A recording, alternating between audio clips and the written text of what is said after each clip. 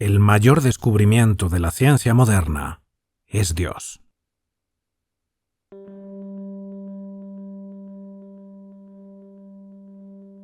¿Ha logrado la ciencia moderna demostrar empíricamente que Dios no existe?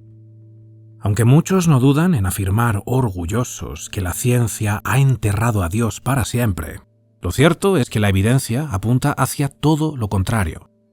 El método científico, en su estudio de las leyes físicas que rigen la interacción entre la energía y la materia, conduce inevitablemente a un universo creado y formado por una inteligencia superior. Un logos eterno e inmaterial que sostiene el tejido de su creación finita y material. Como decía Werner Heisenberg, Premio Nobel de Física y uno de los principales pioneros de la teoría de la mecánica cuántica, el primer sorbo de la copa de la ciencia te vuelve ateo, pero en el final del vaso, Dios te está esperando.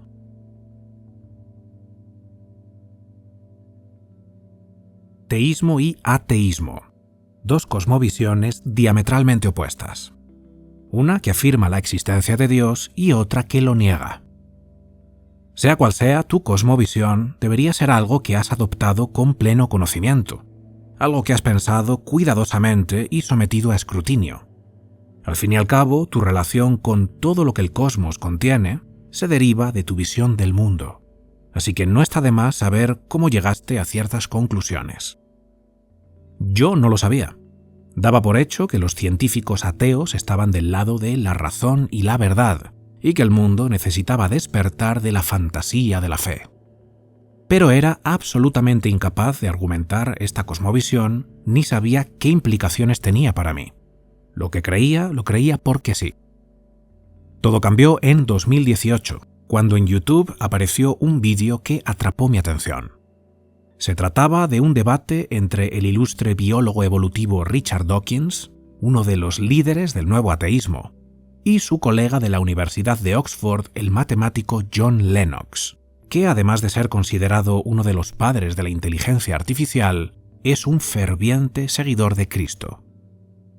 El entretenimiento perfecto, pensé. Un científico ateo destruyendo con argumentos empíricos al curita de turno. Esto no me lo pierdo. Lo que presencié a continuación me dejó atónito. John Lennox era un gigante intelectual que vapuleó de forma aplastante a Dawkins con cada intervención. Sus razonamientos eran de una categoría científica y filosófica magistral, pero además hacía un uso del humor y el sarcasmo absolutamente soberbio. Yo, que había llegado ahí para ver cómo la excelencia académica ponía en su lugar a la superstición más rancia, me llevé una auténtica paliza intelectual y una lección de humildad moral. Al terminar el debate, los cimientos de mi cosmovisión habían quedado reducidos a escombros. Pero una puerta se abrió ante mí. Descubrí que John Lennox contaba con decenas de libros publicados en los que a partir de ahora podría sumergirme. Y gracias a él descubrí también a multitud de científicos, filósofos y eruditos teístas. Este documental es el resultado de estos años caminando junto al propio Lennox y otros colosos de la talla de C.S. Lewis, Carl Jung, Viktor Frankl, Joseph Campbell, Gilbert Chesterton, Juan Manuel de Prada o los hermanos Jonathan y Mathieu Pajot, por nombrar solamente algunos, gracias a los cuales pude llegar a la fe por medio de la razón. Un momento, ¿a la fe por la vía de la razón? Así es. Como veremos a continuación, la existencia de Dios puede ser demostrada de forma científica y deducida de forma lógica, y lo que permanece como parte del misterio de su existencia no confronta la razón porque no presenta argumentos que demuestren un sacrificium intellectus. El documental está dividido en estas 3 partes que puedes ver en pantalla, y en él haremos un breve recorrido por disciplinas como la filosofía de la mente, la teología o el simbolismo. Además de sumamente entretenido, está repleto de información reveladora que seguramente no habías escuchado antes. Pero quiero dejar claro que mi objetivo no es convencerte de mi cosmovisión, sino inspirarte a reflexionar con mayor profundidad y amplitud en la tuya. Espero que al menos puedas llevarte eso. Por cierto, aprovecho para recordarte que mi libro Las Cuatro Puertas acaba de publicarse y ya está disponible en formato físico, ebook y audiolibro narrado por mí. Si mis vídeos te gustan, estoy seguro de que el libro te va a encantar. Más abajo, en la descripción, te dejo los enlaces para que puedas adquirirlo y apoyar mi trabajo.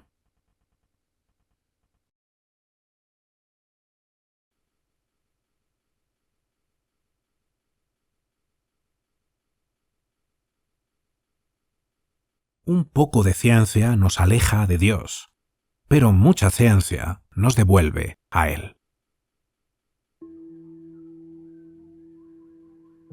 En los círculos intelectuales y académicos de Occidente existe el extraño consenso de que el ateísmo es la posición razonable e intelectualmente superior, y el teísmo es el refugio último de personas acríticas.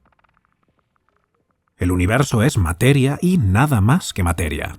La materia es la realidad primordial, que existe por sí misma y no depende de nada ni de nadie.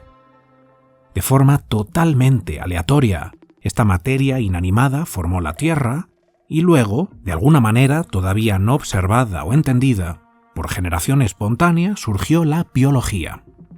La química inorgánica se convirtió en química orgánica.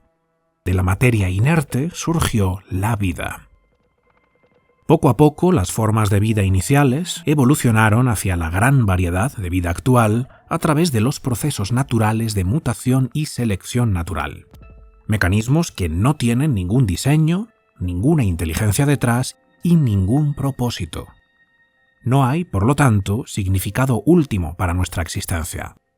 Somos un accidente de probabilidades, máquinas biológicas que vienen de la nada y a la nada regresan. Esta es la esencia del naturalismo y el materialismo, las dos doctrinas ideológicas que dominan el mundo académico, ambas marcadamente ateas. Como decía el propio Richard Dawkins, en un universo de fuerzas físicas ciegas y replicación genética, algunas personas van a resultar heridas y otras serán afortunadas y no encontraremos ninguna moraleja o razón en ello, tampoco ninguna justicia. El universo que observamos tiene exactamente las propiedades que podríamos esperar si en el fondo no hubiera ningún diseño, ningún propósito, ni bien ni mal, solo indiferencia ciega y despiadada. El ADN no conoce ni se preocupa. El ADN solo es, y bailamos al son de su música.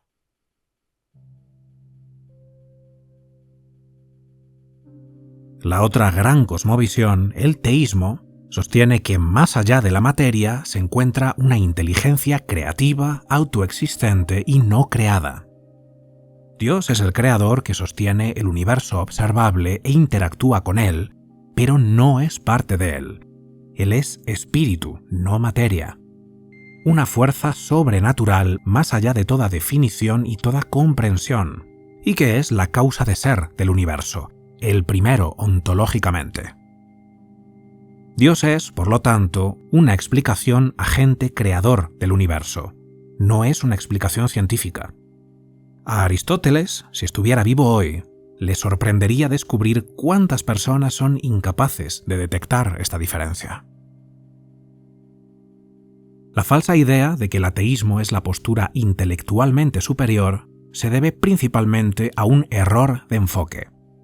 El término pisteuete, creer, ha sido terriblemente malinterpretado a lo largo de los siglos, como si significara tragarnos ciegamente ciertas proposiciones religiosas para las que hay poca o ninguna evidencia. Cualquier conocimiento al que se pueda llegar ha de ser alcanzado por medio del método científico. Y lo que la ciencia no pueda descubrir, la humanidad no lo podrá conocer, decía Bertrand Russell. Este es el poder y la fascinación que ejerce la ciencia sobre mucha gente. Solo es verdad lo que puede ser demostrado científicamente o, en su defecto, lo que los académicos y expertos nos dicen que es ciencia auténtica. Pero ¿es esto cierto? ¿Es la ciencia la única vía hacia la verdad? ¿Puede la ciencia explicarlo todo? Imagina que la tía Matilda ha horneado un bizcocho y se lo entregamos a un grupo de los mejores científicos mundiales para que lo analicen. Los bioquímicos nos informarán sobre la estructura de las proteínas, las grasas y otros componentes del bizcocho. Los químicos sobre los elementos contenidos en él. Los físicos podrán analizar el bizcocho en términos de las partículas fundamentales. Y los matemáticos, que duda cabe, nos ofrecerán una serie de elegantes ecuaciones para describir el comportamiento de esas partículas. Ahora ya sabemos cómo se hizo el bizcocho y de qué está hecho. Pero imagina que ahora preguntamos a los científicos por qué se hizo ese bizcocho. La sonrisa en el rostro de tía Matilda evidencia que ella sabe la respuesta porque fue ella quien hizo el bizcocho. Pero sin duda es evidente por sí mismo que los mejores científicos del mundo no serán capaces de decirnos, basándose en sus investigaciones, por qué ella hizo el bizcocho. Nunca lo averiguarán, a menos que ella les revele la respuesta. Las ciencias naturales pueden abordar las preguntas sobre la naturaleza y la estructura del bizcocho, pero no pueden responder el por qué, la pregunta sobre el propósito. De inmediato vemos que la explicación materialista de la realidad es incompleta. Aunque puede mostrarnos cómo funcionan las leyes físicas, no puede mostrarnos por qué actuamos de determinada forma en el plano físico. Supongamos que preguntas, ¿por qué hierve este agua? Podríamos responder que la energía calórica de la llama de gas se transmite por la base de cobre de la tetera y agita las moléculas del agua hasta el punto de que ésta hierve. También podría decir que el agua hierve porque quiero tomarme una taza de té. Aristóteles señaló esto hace siglos, cuando distinguió entre una causa material, la tetera, el agua, el gas, y la causa final, mi deseo de tomar una bebida estimulante. Y es aquí donde entramos en el centro de la trama, el nudo principal de nuestra historia. Las leyes de la física, por sí mismas, no pueden explicar la existencia del universo. Las leyes físicas son una simple descripción matemática de lo que acontece habitualmente bajo ciertas condiciones, pero no pueden crear nada por su cuenta. La ley de la gravedad de Newton no crea la gravedad, ni siquiera la explica, algo de lo que el propio Newton era perfectamente consciente. Mira esta bola de billar. Las célebres leyes del movimiento de Newton jamás podrán provocar que se desplace por el tapete verde de la mesa. Eso solo lo puede hacer una persona con un taco y la acción de sus propios músculos. Es decir, las leyes de la física no causan nada. Nos permiten analizar el movimiento y describir la trayectoria de la bola, pero son incapaces de mover la bola y mucho menos de crear la bola a partir de la nada. Wittgenstein, considerado uno de los filósofos más brillantes del siglo XX, decía lo siguiente: en la base de la visión moderna del mundo se encuentra el espejismo, que dice que las llamadas leyes naturales son explicaciones de los fenómenos naturales. El sistema moderno hace que parezca que todo ha sido explicado. El gran engaño de la modernidad es decirnos que las leyes de la naturaleza explican el universo. Las leyes de la naturaleza describen el universo, describen las regularidades, pero no explican nada. La ley natural dice que el sol sale por el este y se pone por el oeste, pero esta ley no crea el sol, no crea el este ni el oeste, y mucho menos nos crea a nosotros, los observadores de ese recorrido del sol.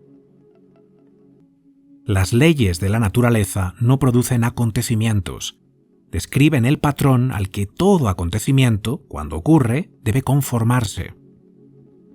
Así pues, la ciencia misma nos lleva a la conclusión de que el origen del universo no puede ser explicado por las leyes de la física, algo que multitud de renombrados científicos y filósofos defienden.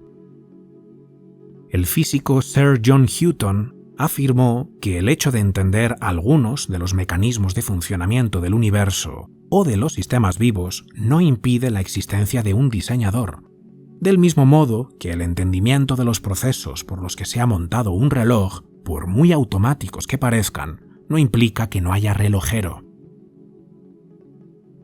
El origen de las leyes naturales debe encontrarse en una causa primera, como Tomás de Aquino apuntaba. Y es aquí a donde llegamos a uno de los callejones sin salida del ateísmo científico.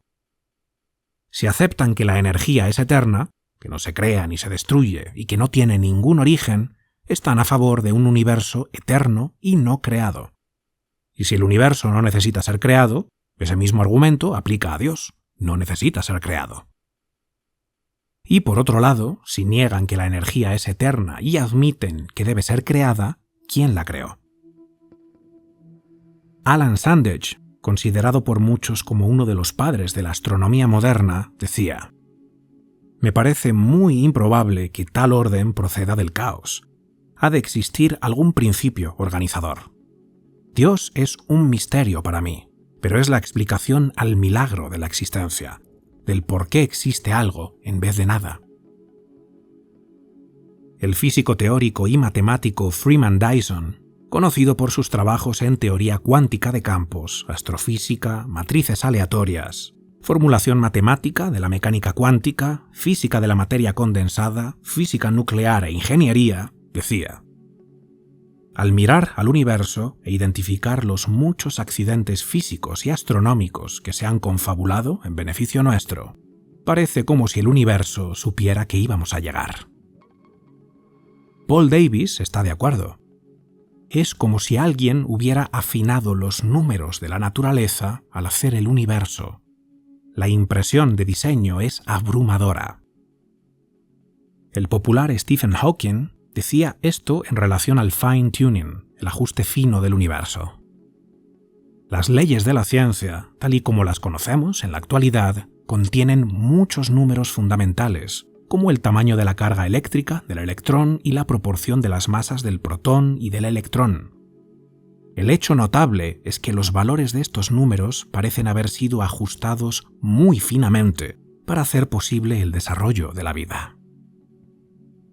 El químico cuántico Henry Sheffer concluye: «Ha de existir un creador. La onda expansiva del Big Bang y los hallazgos posteriores apuntan claramente a una creatio ex nihilo, coherente con los primeros versículos del Génesis».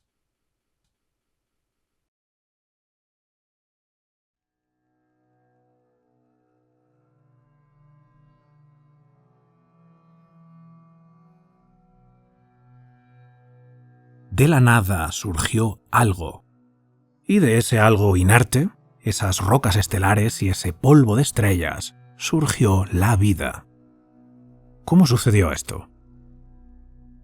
La postura materialista es que la propia interacción entre materia y energía dio lugar, de alguna manera, a la biología, que a partir de ese momento evolucionó según la teoría descrita por Darwin. Paul Davies explica muy gráficamente lo absurdo de este planteamiento. Hacer una proteína simplemente inyectando energía es como explotar un cartucho de dinamita bajo una pila de ladrillos y esperar que se forme una casa. Puede que se libere suficiente energía para volar los ladrillos, pero sin aplicar la energía a los ladrillos de modo controlado y ordenado, hay poca esperanza de producir algo distinto a un caótico barullo. El problema, en cuanto concierne a la biogénesis, es que el darwinismo puede solamente operar partiendo de la vida de algún tipo. No puede explicar cómo empieza la vida de entrada. Según el genetista Michael Denton, la separación entre el mundo viviente y el no viviente representa la discontinuidad más dramática de todas las de la naturaleza. Entre una célula viva y el más ordenado de los sistemas no biológicos, tal como un cristal o un copo de nieve, existe un abismo prácticamente inconcebible. A pesar de la evidencia, el cientificismo se resiste a dar su brazo a torcer, y en su empeño por resolver la cuestión de la vida, ha llegado a plantear el concepto de la autoorganización como la solución al dichoso enigma. Tal es el caso de los premios Nobel Ilya Prigogine e Isabel Stengers. para quienes el orden y la organización que vemos en los sistemas biológicos puede surgir espontáneamente del caos y el desorden. El problema es que su postura solamente indica cómo del caos surge el orden, pero sigue sin explicar lo que realmente necesita una explicación: cómo se origina la información. Claro que la autoorganización puede argumentar el hecho de que la información del ADN esté organizada en cadenas de nucleótidos, pero no nos dice nada acerca del origen de la información misma. Y la razón es que la información no es material. Aunque los portadores de la información, los organismos vivos, sí son materiales, la información misma es inmaterial, como lo es también la inteligibilidad racional, es decir, nuestra capacidad para descifrar y comprender el significado de la información. Ambas, información e inteligencia, fundamentales para la existencia del universo y la vida, no son los productos finales de un proceso natural aleatorio que empezó con explosiones de energía y colisiones de materia, sino que ambas, información e inteligencia, parten de un mismo principio inteligente. En el principio era el Verbo, y el Verbo estaba con Dios, y el Verbo era Dios. Todas las cosas fueron hechas por Él. El término griego para verbo o palabra es logos, que describe el principio racional que hay detrás del universo. Es tanto la inteligencia del que observa como la inteligibilidad de lo observado. El logos es más fundamental que el binomio masa-energía. Estas pertenecen a la categoría de lo creado. El logos no. El logos es el principio que nos permite hacer ciencia y descubrir las maravillosas estructuras matemáticas que subyacen a fenómenos observables. Y también el que nos permite experimentar esa gran anomalía que el método científico no puede explicar, pero que todos experimentamos momento a momento: la conciencia.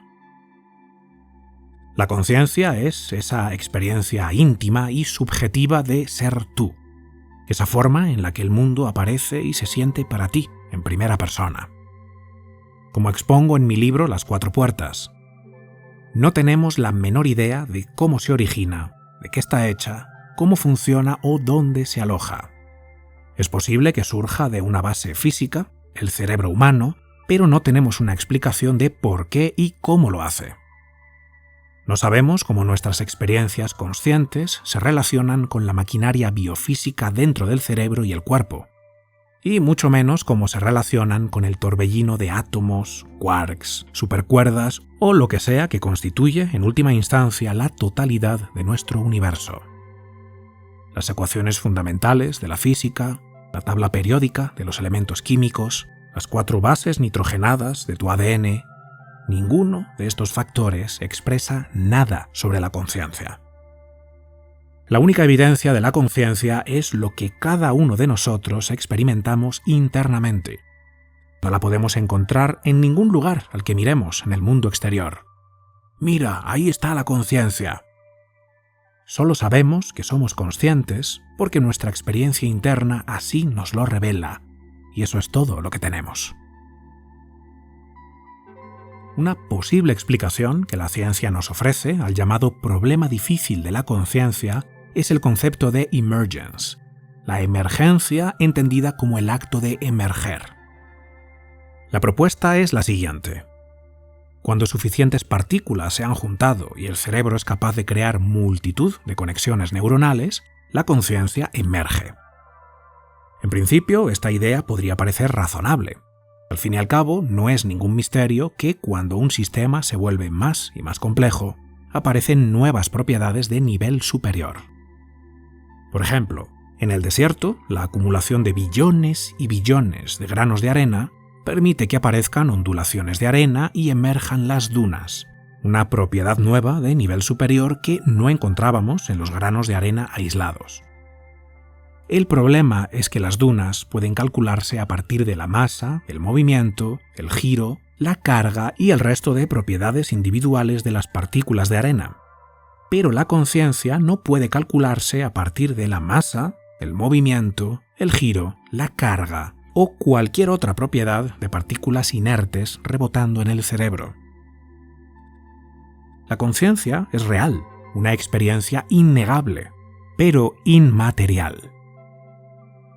Además de esta realidad objetiva, material y tangible, que está sujeta a unas leyes físicas, existe una realidad aún más fundamental, pero inmaterial e invisible, que opera bajo sus propias leyes metafísicas. Unas leyes creadas por un legislador que llamamos Dios. Mira este automóvil. Si preguntamos ¿dónde comenzó este automóvil?, una respuesta sería comenzó en las líneas de producción de tal o cual fábrica y fue ensamblado por humanos y robots. En un nivel más profundo, la respuesta sería tuvo su comienzo en el mineral del que se hicieron sus partes constituyentes.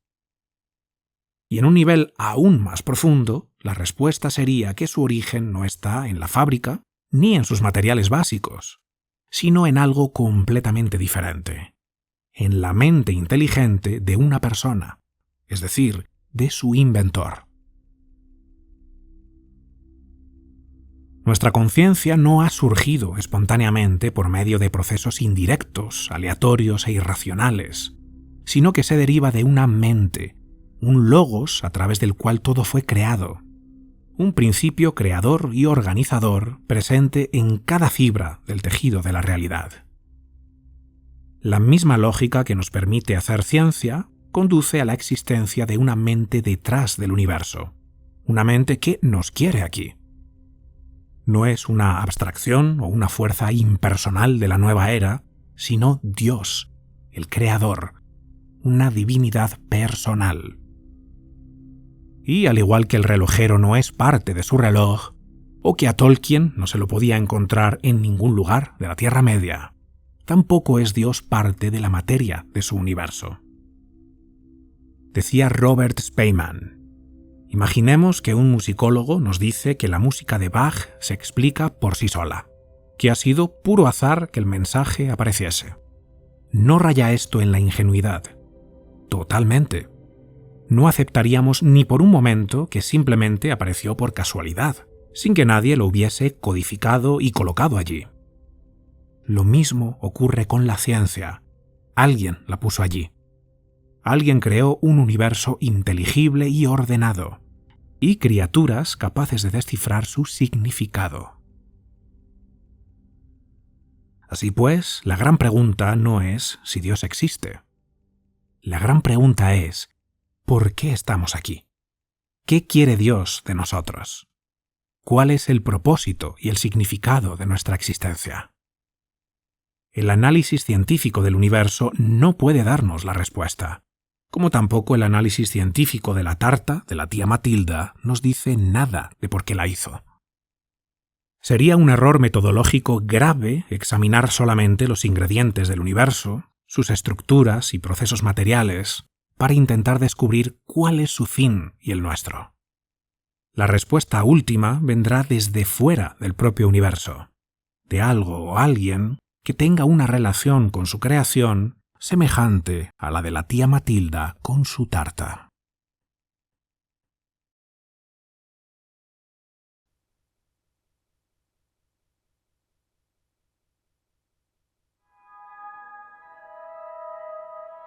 Propósito y significado. Las fuerzas invisibles que nos orientan hacia algo más allá de nosotros mismos. La palabra griega telos significa fin, finalidad, propósito. Y ese telos o propósito invisible se manifiesta en todo lo que experimentamos, seamos o no conscientes de ello. Los seres humanos no percibimos la realidad de forma materialista. De ser así, antes de prestar atención a algo, haríamos grandes listas de todas nuestras opciones y haríamos cálculos de probabilidad para ver a qué nos conviene atender en cada momento, como buenos materialistas que creen en la ciencia como única vía hacia la verdad. Pero no lo hacemos. Nadie lo hace. La priorización, el acto de darle prioridad a algo sobre el resto de opciones posibles, es un fenómeno implícito, tal y como John Vervaeke postula con su concepto de Relevance Realization. Lo que guía nuestras percepciones no es un análisis materialista de la realidad, sino una estructura de priorización invisible que todos tenemos engranada en el ser y que siempre se dirige hacia un telos, un propósito, algo que por definición es superior a lo material. El neurocientífico ateo Sam Harris dice en tono de burla que cuando bebemos agua, bebemos siempre H2O, independientemente de lo que creamos o pensemos. No es verdad. Lo que nuestra conciencia experimenta es frescor, alivio, saciedad, alegría, gratitud. Pero nadie experimenta H2O. No experimentamos la realidad en términos de su materialidad, sino que lo hacemos desde un significado que está por encima y que no puede reducirse a su composición molecular. Cuando vemos una obra de arte cuya belleza nos atrapa, no nos preguntamos la composición química de los pigmentos. Cuando escuchamos una pieza musical, no queremos averiguar la cantidad de presión que las cuerdas del violín ejercen para que el sonido surja. Nadie busca que las moléculas de agua se agiten, aumentando su temperatura y causando evaporación. Buscamos disfrutar de un buen té. Nuestro encuentro con el mundo material es real, eso nadie lo duda. Pero por encima de esa materialidad existe una teleología y una experiencia metaconsciente. Nuestra participación en el mundo altera nuestra conciencia, y eso es lo que nos importa, lo que nos orienta y lo que nos mueve. Los científicos pueden describir una cueva, su ubicación, su ancho y alto, su composición, la flora y fauna que alberga. Pueden reducirlo simplemente a su materialidad, pero no pueden decir qué significa para el que la observa y experimenta, para el que se adentra en una cueva. Aunque el mundo ahí afuera exista independientemente de nosotros, no podemos experimentarlo independientemente de nosotros. Muchos científicos ignoran la variable humana. Nosotros somos los que observan y los que experimentan. Nuestra conciencia se ve impactada por el mundo material. Y la experiencia personal que recibimos como fruto de esa interacción con el mundo es para nosotros mucho más importante que los datos científicos que podamos extraer de él. Propósito y significado. Pretender que todo es materia es completamente erróneo, porque como observadores de nuestra propia experiencia, sabemos que nos guía algo invisible, un propósito que pertenece a una categoría que está por encima del materialismo y que lo contiene dentro de sí. Desde ahí vivimos nuestras vidas.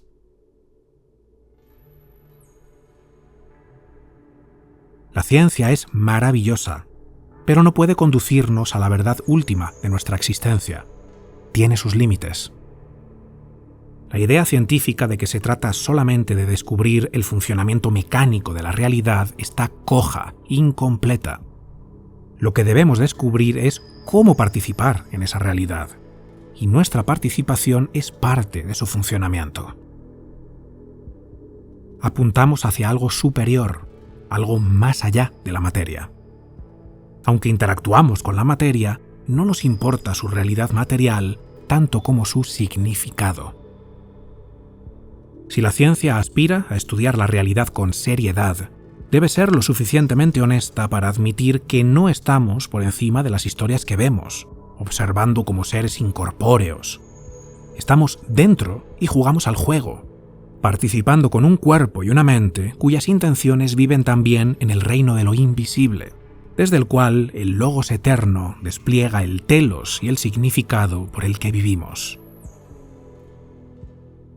Pero eso es fe, Jorge, y en la ciencia no hay lugar para la fe, dirán los materialistas. Para ellos, la fe es una aberración psicológica que solo se encuentra en las mentes religiosas ingenuas. Grave error. Hasta el momento, la ciencia no ha logrado resolver las 3 incógnitas más solemnes acerca del universo. ¿Cómo surgió de la nada? la creatio ex nihilo. Cómo de esa materia inorgánica, ese polvo de estrellas, surge la química orgánica, es decir, cómo de lo inerte se crea la vida, y cómo se explica la conciencia humana. Confían, no obstante, en que algún día la ciencia encontrará una respuesta satisfactoria a estas cuestiones. Confían. Creen. Los principales significados atribuidos a la palabra fe son creencia y confianza. Por tanto, las afirmaciones creo en la ciencia, confío en la ciencia y tengo fe en la ciencia significan todas lo mismo. ¡Qué fascinante paradoja! El ateísmo científico, que suele enorgullecerse de estar totalmente alejado de cualquier tipo de fe, no puede evitar depositar una fe ciega en su cosmovisión materialista. Parece que los científicos ateos son personas de fe, después de todo. Carl Jung decía: a medida que ha crecido la comprensión científica, nuestro mundo se ha deshumanizado. Nuestras vidas presentes están dominadas por la diosa razón, que es nuestra mayor y más trágica ilusión. El hombre se siente aislado en el cosmos y no comprende hasta qué punto su racionalismo, que ha destruido su capacidad de responder a símbolos e ideas luminosos, lo ha puesto a merced del inframundo psíquico. Se ha liberado de la superstición, o eso cree él, pero en el proceso ha perdido sus valores espirituales. La tradición moral y espiritual se ha desintegrado, y ahora está pagando el precio de esta ruptura en la desorientación y disociación mundial. Hemos despojado a todas las cosas de su misterio y luminosidad. Ya nada es santo.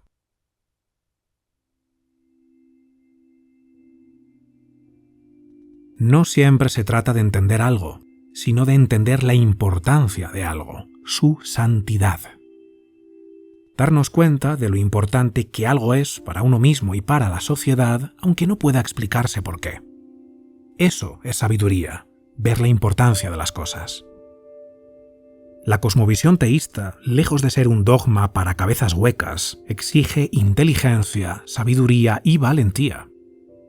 El teísmo requiere de un nivel de percepción y entendimiento epistemológicamente superior al que usamos para analizar las leyes de la física. Y, sobre todo, nos ofrece una base para la moralidad hacia la que Jung apuntaba en un tono de lamento.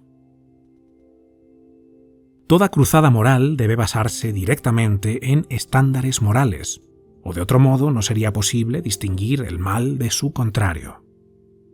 Dostoyevsky supo ver hace mucho que el elevado coste de rechazar a Dios era la destrucción de la moralidad.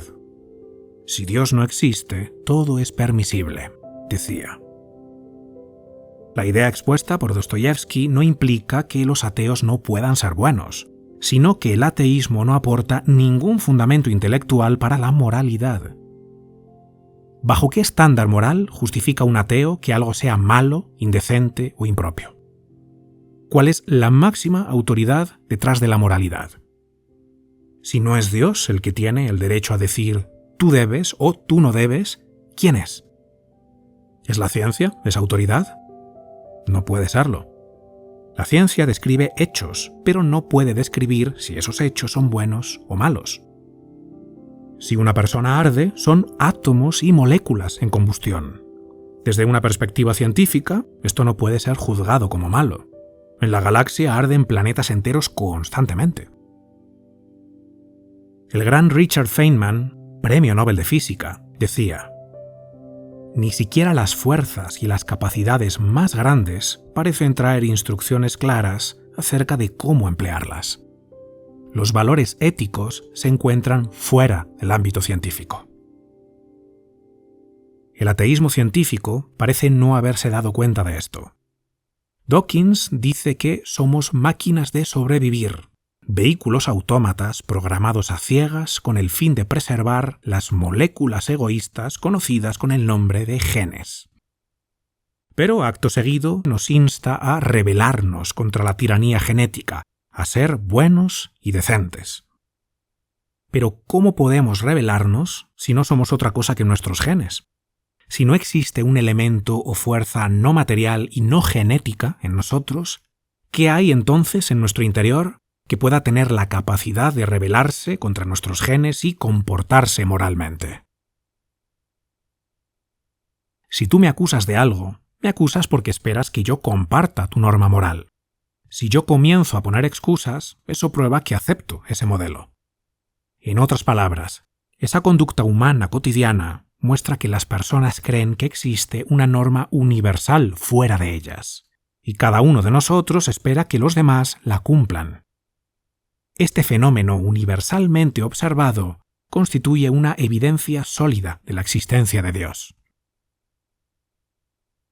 El juicio moral no puede llegar de la ciencia o el reduccionismo. Llega de un valor supremo que nos da la pauta para una compleja escala de valores que nos ayudan a orientar nuestro comportamiento. Valores que nos son dados y que no podemos inventar subjetivamente. Nadie puede decir, a partir de ahora el egoísmo y la traición serán mis nuevos valores. El superhombre de Nietzsche, capaz de crear sus propios valores morales, es simplemente una idea delirante. Como decía Lewis, la mente humana es incapaz de inventar nuevos valores, ni siquiera un nuevo color primario. No puede crear un nuevo sol ni un nuevo cielo en el que moverse.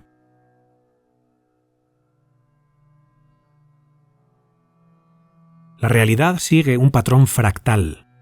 Todas las instancias de la realidad, en todos los niveles de existencia, son una variación del metapatrón del que proceden.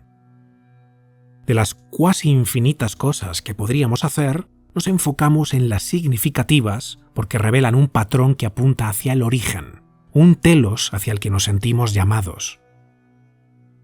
Constantemente modelamos el potencial indefinido de la realidad en función de un significado y un propósito que apuntan hacia algo superior, algo que no es de este mundo material, algo que nos lleva de vuelta a Dios, el origen de todo. Tan por encima de nosotros que es inalcanzable. Por eso lo identificamos con el aire, lo que se mueve y tiene un efecto visible en el mundo, pero no se ve. La luz, la palabra hablada que viene de la inteligencia, de la cabeza, lo que está más arriba, lo más alto. Dios es amor, y el que permanece en amor, permanece en Dios, y Dios en él, decía Juan. Amor, invisible e inmaterial. No obstante, todos lo conocemos y experimentamos. Y ese amor es lo único que puede volver a unir a esta hermandad humana cada vez más fragmentada. Lo que unirá esta multiplicidad es lo que está arriba y nos habla a todos, porque todos procedemos de ello. Un estándar cósmico, un patrón de patrones que nos revela que todos venimos del mismo bien supremo y al mismo bien supremo regresamos. Lao Tse, hace más de 2500 años, lo expresó así. Hay algo sin forma pero completo que existió antes del cielo y la tierra. Qué quieto, qué vacío, dependiente de nada, inmutable, omnipresente, infalible. Uno puede pensar en ello como el origen de todas las cosas bajo el cielo. No sé su nombre, pero yo lo llamo significado. En San Gregorio Palamas encuentro las palabras que mejor guardan el eco de mi cosmovisión. Dios es la naturaleza de todas las cosas, en la medida en que todas las cosas participan de Él y subsisten por medio de esta participación. En este sentido es el ser de todos los seres, la forma que está en todas las formas, como autor mismo de la forma, la sabiduría de los sabios, y, simplemente, el todo de todas las cosas. Sin embargo, Él no es la naturaleza, porque trasciende toda naturaleza. No es un ser porque trasciende todo ser. Y no es ni posee forma porque trasciende toda forma. Él está en todas partes y en ninguna. Tiene muchos nombres y no puede ser nombrado. Está siempre en movimiento y está inmóvil. Y en suma es todo y nada.